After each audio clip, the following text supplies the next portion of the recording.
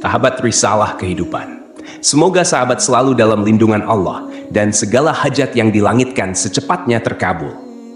Langit dan bumi menjadi saksi bisu akan sebuah kisah penciptaan yang agung, manusia pertama yang mulia yang diciptakan dengan kasih dan kebijaksanaan Allah Subhanahu wa Ta'ala.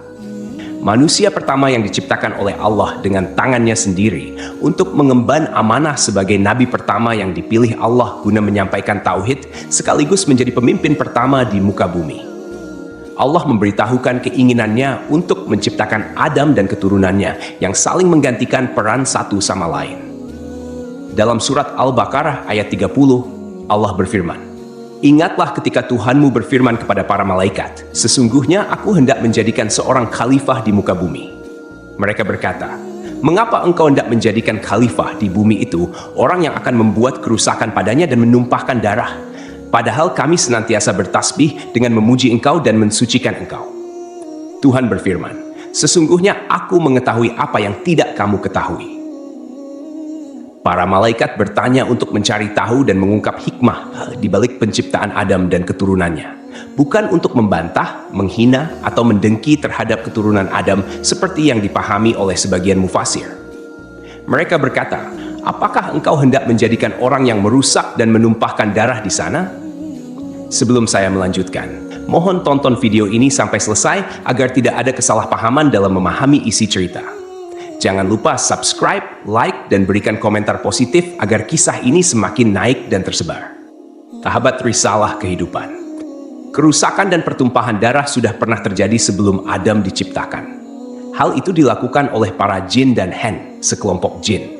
Jin sudah ada 2000 tahun sebelum Adam diciptakan. Mereka saling menumpahkan darah hingga akhirnya Allah mengirim pasukan malaikat untuk menghalau mereka ke semenanjung-semenanjung lautan. Menurut pendapat lain, para malaikat mengatakan hal tersebut karena mereka tahu bahwa makhluk yang diciptakan dari unsur bumi biasanya berwatak seperti itu. Namun Allah menjawab pertanyaan para malaikat, "Aku mengetahui apa yang tidak kamu ketahui," yakni mengetahui maslahat besar di balik penciptaan manusia yang tidak mereka ketahui. Maksudnya, di antara manusia akan muncul para nabi, rasul, syidikin, dan syuhada. Allah menjelaskan sisi kemuliaan Adam terkait ilmu yang melebihi malaikat. Dan dia ajarkan kepada Adam nama-nama benda semuanya. Allah menciptakan Adam dengan tangannya sendiri sebagai bentuk penghormatan kepadanya. Dia menciptakan Adam dari tanah liat kering, dari lumpur hitam yang diberi bentuk. Kemudian meniupkan ruh ciptaannya pada Adam. Ketika ruh ditiupkan, Adam bersin dan mengucapkan, "Alhamdulillah," memuji Allah atas izinnya. Allah kemudian menjawab, "Semoga Rabbmu merahmatimu. Hampirilah segolongan malaikat yang sedang duduk, lalu ucapkan salam kepada mereka." Adam kemudian mengucapkan, "Assalamualaikum." Para malaikat menjawab, "Waalaikumsalam warahmatullah." Setelah itu, Adam kembali menghadap Rabbnya. Allah berfirman, "Itulah ucapan salammu dan ucapan salam antara kamu dan mereka." Lalu Allah berfirman dengan kedua tangannya menggenggam, "Pilihlah mana saja yang kau kehendaki." Adam berkata, "Aku memilih tangan kanan Rabbku." Kedua tangan Allah adalah kanan dan penuh berkah. Setelah itu, Allah membuka kedua telapak tangannya. Di dalamnya ada Adam dan seluruh keturunannya. Adam bertanya, "Ya Rabb, siapa mereka?" Allah menjawab, "Mereka adalah keturunanmu." Usia masing-masing keturunan Adam tertulis di antara kedua mata mereka. Di antara mereka ada seorang yang memiliki cahaya paling terang, tetapi usianya hanya 40 tahun. Adam bertanya, "Ya Rabb, siapa dia?" Allah menjawab, "Dia anakmu, Daud." Allah menetapkan usianya 40 tahun. Nabi Adam alaihissalam berkata, "Ya Rabb, tambahkan usianya." Allah menjawab, "Itu sudah ditetapkan untuknya." Nabi Adam alaihissalam berkata, "Aku tambahkan 60 tahun dari usiaku." "Baik, silakan kau tinggal di surga," jawab Allah. Nabi Adam alaihissalam kemudian tinggal di surga selama yang dikehendaki Allah. Nabi Adam alaihissalam selalu menghitung usianya. Suatu ketika, malaikat maut datang. Nabi Adam alaihissalam berkata kepadanya, "Kau terburu-buru, Allah menetapkan usiaku 1000 tahun. Malaikat menjawab, "Betul, tapi 60 tahun diantaranya sudah kau berikan untuk anakmu Daud."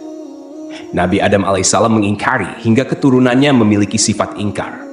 Nabi Adam alaihissalam lupa hingga keturunannya pun memiliki sifat lupa. Sejak saat itu diperintahkan untuk membuat catatan dan menghadirkan sejumlah saksi. Nabi Adam alaihissalam diciptakan dari tanah yang diambil dari berbagai hamparan bumi.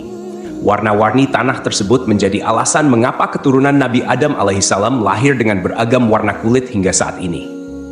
Variasi ini mencerminkan kebesaran Allah Subhanahu wa Ta'ala dalam menciptakan keanekaragaman manusia. Tinggi Nabi Adam alaihissalam 60 hasta atau sekitar 27,43 meter yang sering dibulatkan menjadi 30 meter dengan lebar 7 hasta. Hal ini sejalan dengan penelitian yang dimuat dalam jurnal Hamadaha Yisrael Beanglit Velveret yang menyatakan tinggi rata-rata manusia zaman dahulu 90 kaki atau sekitar 27,43 meter. Namun, ukuran tubuh manusia terus mengalami penyusutan secara bertahap hingga saat ini. Tentunya, Allah Subhanahu wa Ta'ala memiliki alasan terbaik terkait penyusutan tubuh manusia, karena rencananya selalu yang paling hebat. Meskipun manusia saat ini tidak memiliki postur tubuh setinggi Nabi Adam alaihissalam, Rasulullah Shallallahu alaihi wasallam menyampaikan kabar bahwa penghuni surga nantinya akan memiliki postur tubuh seperti nenek moyang mereka, yaitu Nabi Adam alaihissalam.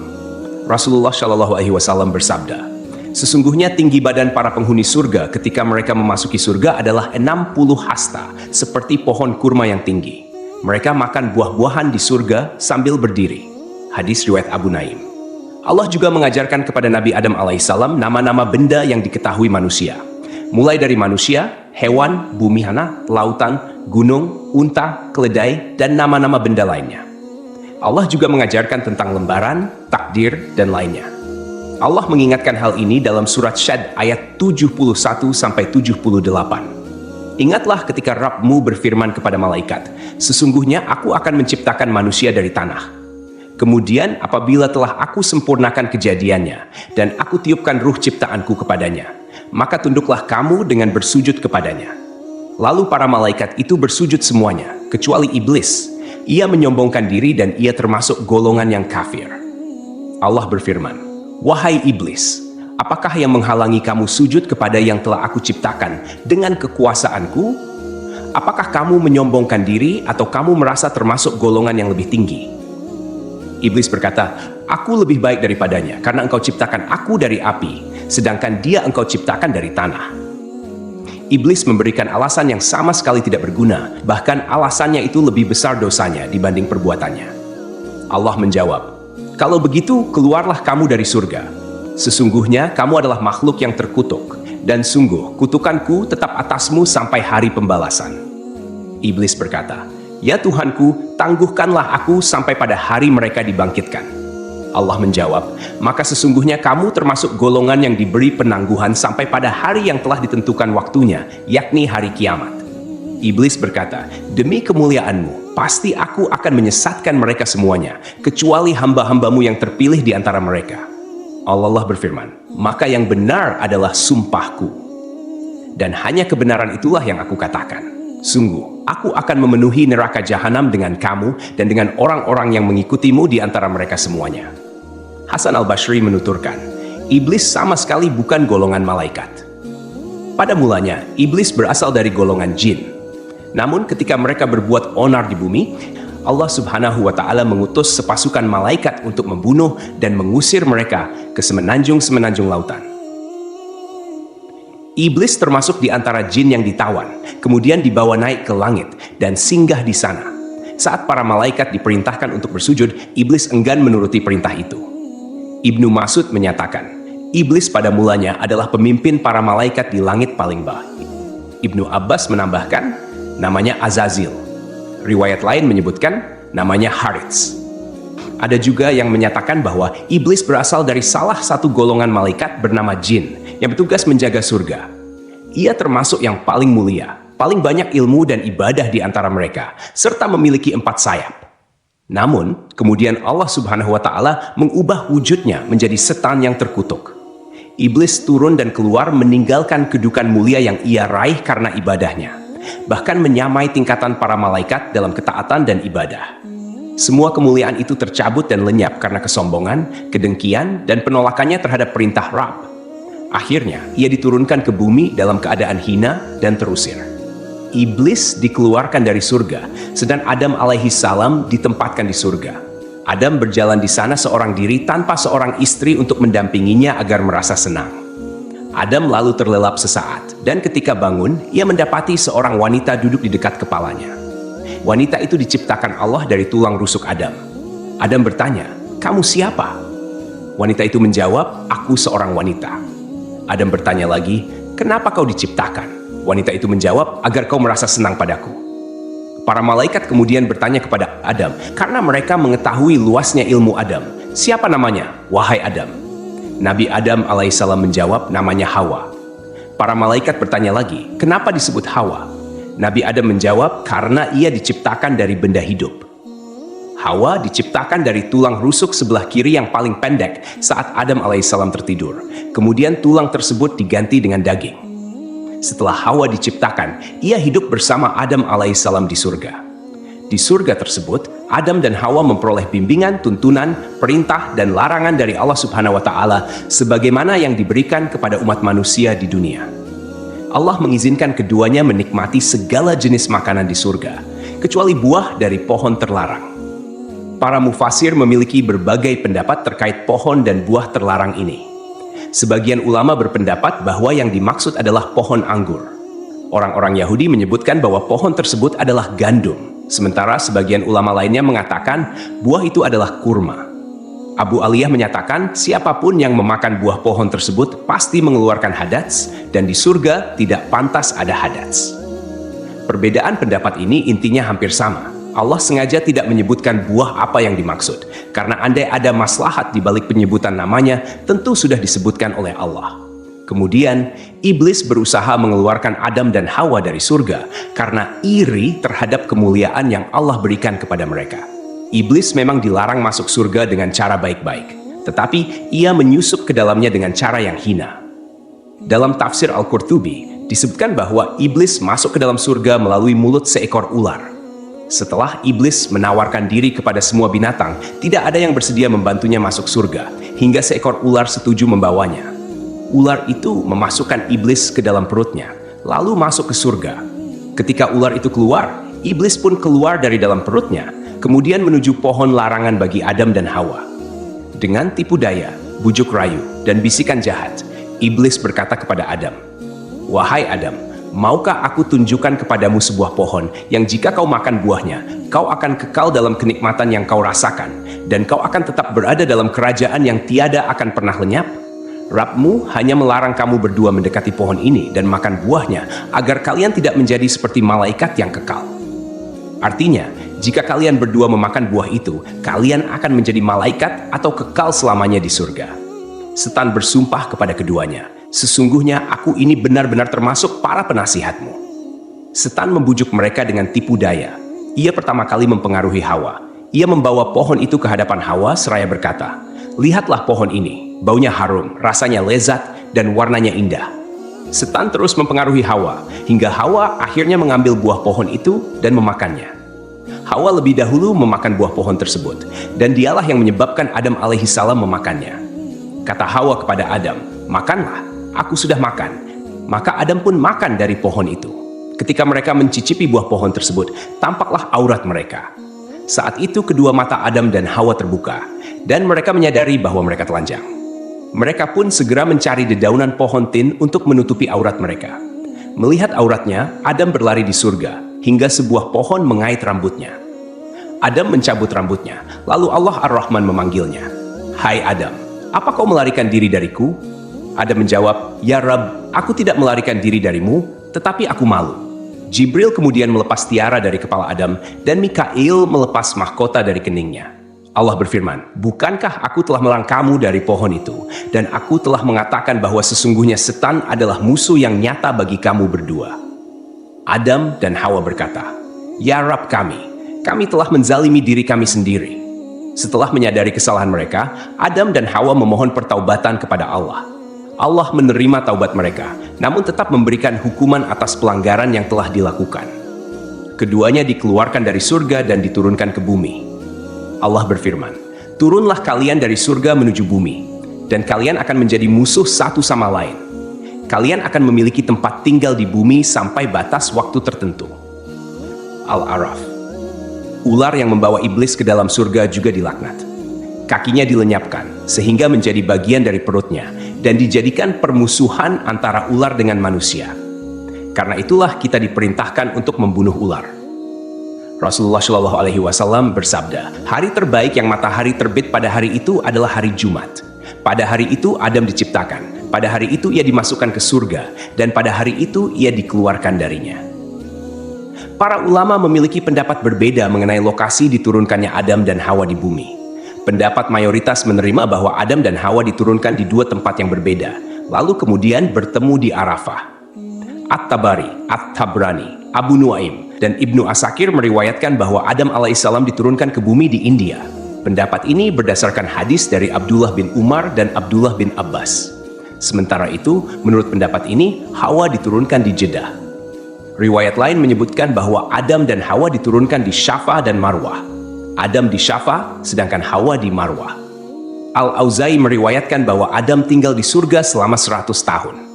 Riwayat lain menyebutkan bahwa ia tinggal selama 60 tahun, menangisi surga selama 70 tahun, menangisi kesalahannya selama 70 tahun, dan menangisi anaknya yang terbunuh selama 40 tahun. Hadis riwayat Ibnu Asakir menyebutkan bahwa hari penciptaan Adam dan hari ia dikeluarkan dari surga sama-sama terjadi pada hari Jumat. Jika hari itu dihitung dengan ukuran hari dunia, maka pendapat ini masih memerlukan kajian lebih lanjut. Sebagian ulama mengatakan bahwa jika Adam dikeluarkan dari surga pada hari yang berbeda dengan hari ia diciptakan, atau jika ukuran hari di surga setara dengan 6.000 tahun hari dunia, sebagaimana yang diriwayatkan dari Ibnu Abbas, Mujahid, dan Dahak, serta dipilih oleh Ibnu Jarir, maka Adam tinggal di surga dalam jangka waktu yang sangat lama. Ibnu Jarir menjelaskan bahwa Adam diciptakan pada saat-saat terakhir hari Jumat, yang lamanya setara dengan 83 tahun 4 bulan dalam hitungan waktu dunia. Karena pada saat Adam masih berbentuk tanah yang berwujud dan ruh belum ditiupkan, ia bertahan selama 40 tahun dalam kondisi seperti itu. Selanjutnya, Adam berada di surga sebelum diturunkan dari sana selama 43 tahun. Wallahu alam. Allah menurunkan Adam dari surga ke bumi dan mengajarkan segala kerajinan padanya. Allah membekali Adam dengan buah surga, hanya saja buah-buahan dunia berubah, sementara buah-buahan surga tidak berubah. Allah berfirman, "Wahai Adam, sungguh aku memiliki tanah haram tepat sejajar dengan arsiku, maka pergilah lalu bangunkan sebuah rumah untukku di sana, lalu kelilingilah rumah itu seperti para malaikat mengelilingi arsiku." Allah kemudian mengutus seorang malaikat kepada Adam, memberitahukan tempatnya, mengajarkan manasik-manasiknya padanya, dan menyampaikan padanya bahwa setiap ayunan langkah kaki Adam menjadi ibadah yang mendekatkan diri padanya setelah itu. Diriwayatkan pula dari Ibnu Abbas, makanan pertama yang dimakan Adam di bumi berawal dari Jibril. Jibril datang dengan membawa 7 biji gandum. Adam bertanya, "Apa ini?" Jibril menjawab, "Ini adalah pohon yang dilarang untuk kau makan, lalu kau makan." "Apa yang harus aku lakukan dengan biji-bijian itu?" tanya Adam. "Tanamlah di bumi," jawab Jibril. Adam kemudian menanam biji-bijian gandum tersebut. Berat setiap bijinya lebih dari berat 100.000 biji gandum dunia. Gandum kemudian tumbuh. Adam lalu memanennya. Setelah itu Adam memisahkan kulit dan isi biji-biji gandum, kemudian menampi. Setelah itu ia tumbuk, membuat adonan, dan ia jadikan roti. Setelah melalui jerih payah yang cukup melelahkan, Adam memakannya. Pakaian pertama Adam dan Hawa berasal dari bulu domba. Adam menggerus bulu-bulu domba, lalu ia tenun dan dibuat jubah untuk ia kenakan, serta baju panjang dan kerudung untuk Hawa. Setelah bertemu dan kembali menjalani kehidupan berdua sebagai pasangan suami istri, mereka dikaruniai keturunan. Saat itu, setiap Hawa akan melahirkan, akan selalu lahir anak kembar laki-laki dan perempuan. Kelahiran anak kembar pertama diberi nama Kabil dan Iklima. Kemudian kelahiran anak kembar kedua diberi nama Habil dan Labuda. Ketika anak-anak Nabi Adam dan Hawa tumbuh dewasa, mereka pun memiliki karakter dan sifat yang berbeda. Kabil mempunyai sifat yang keras, sedangkan Habil mempunyai sifat yang lebih lemah lembut dan sabar. Kemudian, anak perempuan Iklima menjadi remaja yang memiliki paras yang cantik, sementara Labuda biasa-biasa saja. Seiring bertambahnya usia, mereka mulai tertarik pada lawan jenis. Hingga Allah menurunkan kepada Nabi Adam dan Hawa bahwa keempat anaknya harus dinikahkan sesuai aturan yang tidak memperbolehkan pernikahan dengan anak kembar. Dengan kata lain, Qabil tidak bisa menikah dengan Iklimah.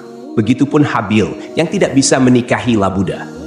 Setelah Nabi Adam menyampaikan aturan pernikahan kepada saudara kembarnya, ternyata Qabil menolak dan ingin menikahi Iklimah. Qabil tak segan melontarkan kata-kata yang kurang pantas kepada ayahnya dan mengatakan, "Saya lebih berhak untuk Iklimah dan Habil pun lebih berhak dengan saudari perempuan sekandungnya."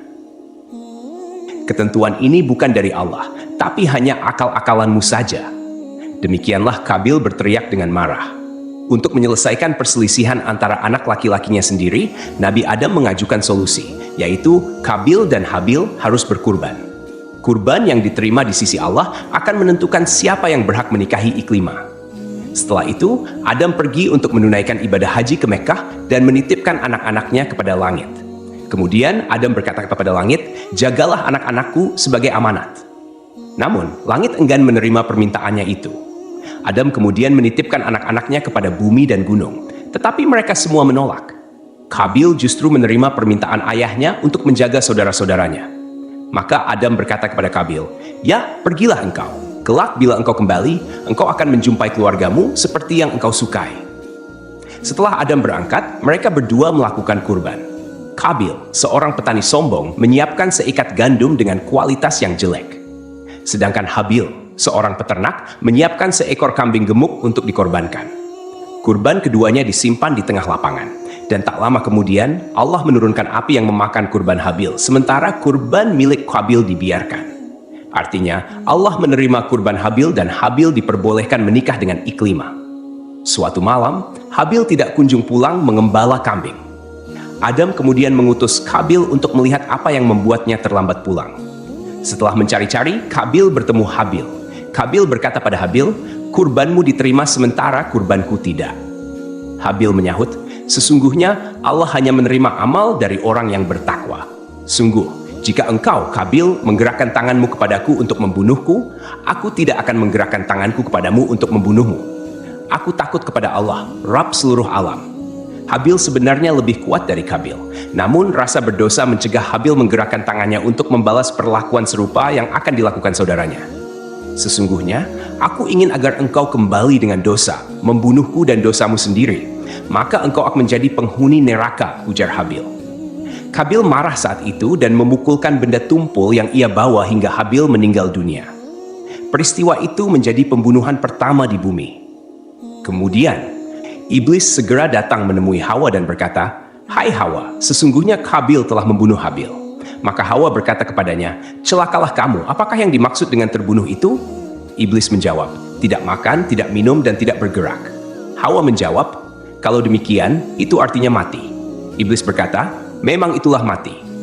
Maka Hawa menjerit hingga Adam masuk menemuinya, dan ia masih dalam keadaan menangis dan menjerit. Lalu Adam mengulangi lagi pertanyaannya, dan Hawa masih tidak menjawab. Maka Adam berkata, "Mulai sekarang kamu dan semua anak perempuanmu menjerit, dan aku serta semua anak lelakiku berlepas diri dari perbuatan itu."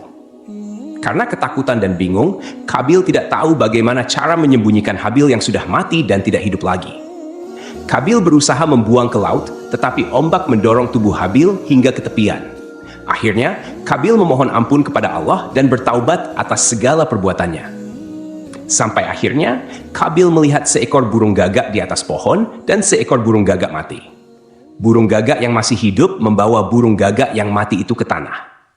Burung gagak itu kemudian membuat lubang di tanah dan mendorong gagak yang mati itu ke dalam tanah. Qabil akhirnya paham dan meniru cara burung gagak itu. Mengenai lokasi terbunuhnya Habil, menurut keterangan beberapa ulama, tempat tersebut berada di kawasan pegunungan Kasiyun. Sebelah utara Damaskus terdapat sebuah gua bernama Gua Dam. Gua ini dikenal sebagai tempat Qabil membunuh saudaranya, Habil. Mendengar kabar bahwa salah satu putranya telah meninggal, Nabi Adam pun dirundung kesedihan yang amat dalam. Selama setahun, dia tidak tertawa dan tidak bergaul dengan Hawa. Maka Allah berkata kepadanya, "Hai Adam, sampai kapan tangisan dan kesedihan ini? Sesungguhnya aku akan memberikan pengganti dari anak itu untukmu dengan anak terpercaya dan akan menjadi nabi." Allah menghapus laranya dengan menganugerahkan Nabi Adam dan Hawa seorang putra yang lahir tanpa saudara kembar bernama Sits, artinya karunia dari Allah. Kelak, Allah mengutusnya menjadi nabi kedua setelah kematian Nabi Adam. Dikisahkan, sebelum akhir hayatnya, Nabi Adam meminta putranya untuk membawakan buah dari surga. Adam menginginkan setandan buah anggur surga. Anak-anakannya kemudian mencarikan buah anggur untuknya, dan mereka berpapasan dengan para malaikat.